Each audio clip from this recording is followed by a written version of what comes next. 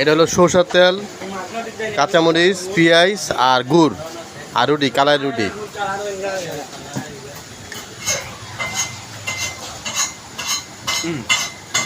এই আমার আলু তো দিও, এটা চাইছে আমার গুড় দাও, গুড় দাও, সরো গুড় দাও, গুড় ভর্তা আমি খাই না।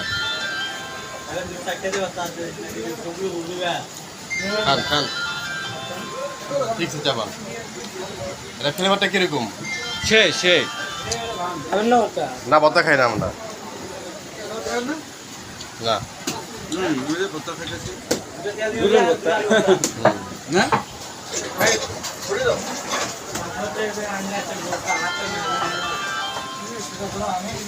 এটার মতো স্বাদ কোনো কিছুটা পাবেন না।